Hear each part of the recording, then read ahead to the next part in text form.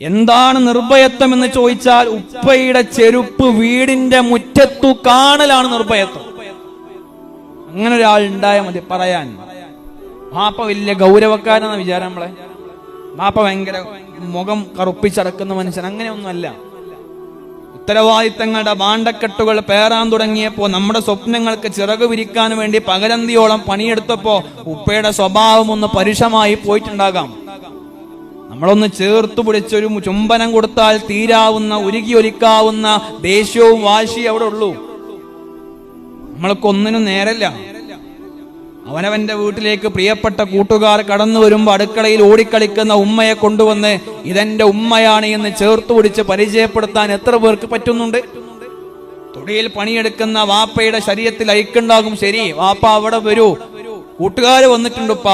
ഉപ്പാനെങ്ങനെ പരിചയപ്പെടുത്തി അന്തസ്സോടെ ആത്മാഭിമാനത്തോടെ പറയണം ഇതിന്റെ വാപ്പയാണ്. ആ വാപ്പയും ഉമ്മയും വലിയ പ്രതീക്ഷയോടുകൂടി നമ്മളെ കലാലയങ്ങളിലേക്ക് പറഞ്ഞയക്കുമ്പോ അവർക്ക് ആ 5 സ്വപ്നങ്ങളുണ്ട്. ആ സ്വപ്നങ്ങൾ എന്ന് പറഞ്ഞാൽ കേവലം അവരെ മയ്യത്ത് നമസ്കാരങ്ങൾക്ക് ഇമാമത്ത് നിൽക്കുക എന്ന ചെറിയ സ്വപ്നങ്ങളല്ല.